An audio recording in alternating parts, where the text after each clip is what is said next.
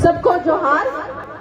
जय जवान, जय आदिवासी, जय भील प्रदेश।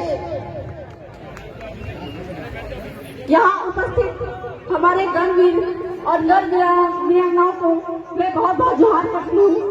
साथ ही यहाँ पे उपस्थित गांव के गमेती पंच पटेल और मेट कोटवाल को भी बहुत बहुत जोहार करना चाहूंगी। थोड़ा सा वक्तागण डिस्टर्ब कर रहा हूँ मैं। भाइयों जो खड़े हो आप इधर आ जाओ, और जो आप लोग ऐसे आस-पास बैठे हो थोड़ा आगे खिसको। ऐसे एक स्लोगन बहुत जोर शोर से चल रहा है कि बेनेश्वर की 80% जमीन जो है वो आदिवासियों के नाम पे होनी चाहिए। पर मेरा ये कहना है कि पूरे भारत भर की, ना सिर्फ बेनेश्वर की, पूरे भारत भर की 100% जमीन आदिवासियों का होना चाहिए। ये मैं नहीं कह रही हूँ, ये माननीय सुप्रीम कोर्ट का 5 जनवरी 2011 का जजमेंट कह रहा है कि 8% आदिवासी ही इस भारत के मूलवासी है, एबोरिजिन है। और ये 80% जमीन की जो बात हो रही है वो तो हम लेकर रहेंगे। कैसे लेकर रहेंगे? ये भारत का संविधान, इसके तहत हम अपनी जमीन लेकर रहेंगे। हम ये बोलते हैं कि जल जंगल जमीन हमारा है, पर कैसे?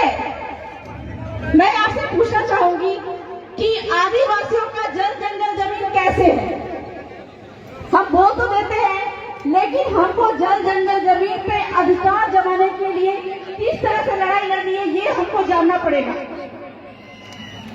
कल तक हमारे पुरखे तीर धनुष लेकर निकल जाते थे और अंग्रेजों से लड़ाई लड़कर, और जो अंग्रेजों के जनप्रतिनिधि थे, रजवाड़े थे, उनके साथ में लड़ाई लड़कर उन्होंने हमको जल जंगल जमीन दिलवाया।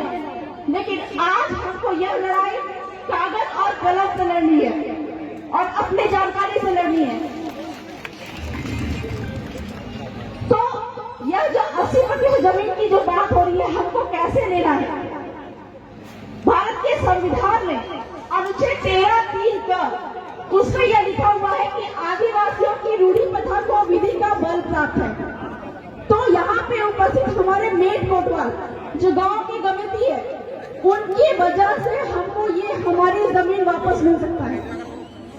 और यह जो बेनेश्वर धाम है, यह कहा जाता है कि यह जमीन जो है आदिवासियों की थी, और यह जमीन आदिवासियों की ही है, यह भारत का संविधान कह रहा है। और माननीय सुप्रीम कोर्ट का जो जजमेंट है, पी गंभीर रेड्डी जजमेंट, उसमें ये कहता है कि आदिवासी क्षेत्र यानी कि 5वीं अनुसूचित क्षेत्र में सारी की सारी जमीन जो है वह आदिवासियों की है, किसी की नहीं है। यहाँ तक कि सरकार जो है, केंद्र सरकार और राज्य सरकार, वह भी एक व्यक्ति है और उसकी 1 इंच जमीन भी आदिवासी क्षेत्र में नहीं है। यह जजमेंट सुप्रीम कोर्ट का समता जजमेंट कह रहा है। तो इस प्रकार से जब गैर आदिवासियों की या फिर सरकार की 1 इंच जमीन भी यहाँ पे नहीं है, तो फिर ये बेनेश्वर धाम पे गैर आदिवासियों का कब्जा क्यों है? यहाँ पे आदिवासियों का कब्जा क्यों नहीं है? यहाँ तक कि यहाँ पे आदिवासियों का कब्जा होना चाहिए और यहाँ का ट्रस्टी जो है वो हमारे आदिवासियों को ही बनाया जाना चाहिए। तो इस जमीन पर हमको कब्जा कैसे जमाना है? संविधान के तहत, कानून के तहत हमको कब्जा कैसे जमाना है? सुप्रीम कोर्ट ने तो बोल दिया कि सारी की सारी जो 5वीं क्षेत्र की जो जमीन है वह आदिवासियों की है। तो हमारे जो पटेल गमिति है, उनके द्वारा हम इस यहाँ के पूरे, मैं ये जानना चाहूंगी कि ये जो जमीन है बेनेश्वर की, यहाँ पर एक जो है हमारे पुरखे होते थे जिसको कहते हैं खून, उनके द्वारा यह पूरा का पूरा क्षेत्र बसाया गया होगा। जानकारी लिया तो मालूम चला कि यहाँ पे कटारा गोत्र के लोग यहाँ पे सर्वप्रथम आए थे। और ये जो गांव है नवा गांव, यह गांव जो है कटारा गोत्र के द्वारा बसाया गया था। इस प्रकार से जब हमारे बाप दादा यहाँ पे आए थे, कटारा गोत्र के आए थे, इस प्रकार से नदी, पहाड़, जंगल आदि का सीमाना तय करके ये गांव को तय किया था। और आपको यह जमीन कहाँ से मिलती है? यह जो जमीन हमको मिलती है वह बाप के बाप के बाप के बाप से मिलती है। आज भी वंशावली में हमारे बाप के बाप का नाम लिखा हुआ होता है। जब इस जमीन पर, जमीन के दस्तावेज पर हमारे बाप के बाप का नाम बसा हुआ है, लिखा हुआ है, तो यहाँ की खाली पड़ी जमीन जो है वह किसी और की कैसे हो सकती है, सरकार की कैसे हो सकती है? जब पूरा का पूरा गांव हमारे बाप दादा ने बसाया है तो इस जमीन पे भी आदिवासियों का ही कब्जा होना चाहिए। और कलेक्टर महोदय बाध्य है कि इस जमीन का पट्टा आदिवासियों के नाम पर ही करेंगे। ये मैं नहीं बोल रही हूँ, आपके राजस्थान टेनेंसी एक्ट और राजस्थान लैंड रेवेन्यू कोड जो है वह बोल रहा है कि यदि गांव किसी अपनी गांव की जमीन को, ठीक है, इस गांव का भी सीमा होगा, इस गांव की जमीन के अंदर में जो गांव मिलकर किसी को जमीन अगर देता है तो वो जमीन कलेक्टर महोदय उसका पट्टा उसको उपलब्ध कराएंगे। लेकिन हमारे जो कलेक्टर महोदय है वह संविधान कानून का उल्लंघन कर रहे हैं। तो इस प्रकार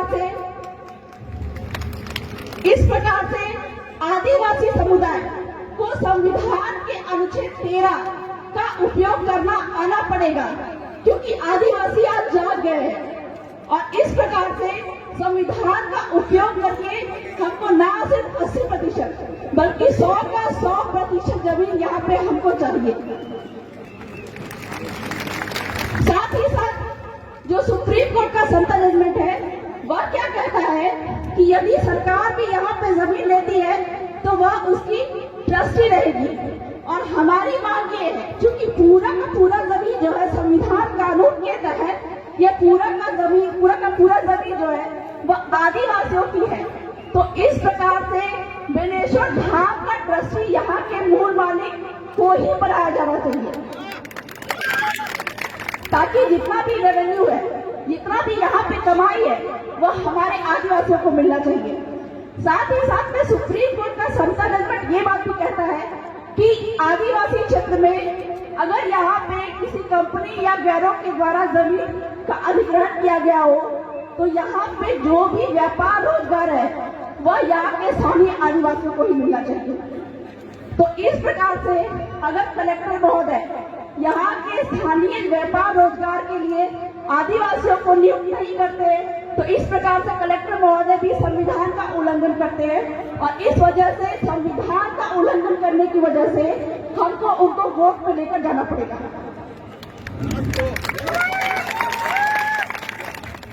तो बहुत सारे वक्ता है, मैं बहुत ज्यादा तो नहीं बोलूंगी, बोलने के लिए तो बहुत सारी बातें हैं, संविधान की बातें हैं, कानून की बातें हैं, जिसके तहत आदिवासियों को अपने जल जंगल जमीन पे कैसे अधिकार प्राप्त हो सकता है, ये सब की जानकारी बिल्कुल हो सकती है लोगों को। लेकिन चूंकि वक्तागण बहुत है, इसीलिए मैं अंत में यही कहना चाहूंगी कि अपने हक अधिकारों को संविधान में लिखित जो कि हमारे बाप दादाओं ने हमको देकर रखा है, ठीक है, अंग्रेजों से रजवाड़ों से लड़ाई लड़कर हमको ये अधिकार दिलाया है, इस अधिकार को हर एक लोगों को जानने की आवश्यकता है, जिससे कि न सिर्फ 80% बेनेश्वर की जमीन बल्कि पूरे का पूरा भीड़ प्रदेश की 100% जमीन भी आदिवासियों के नाम पे हो जाए।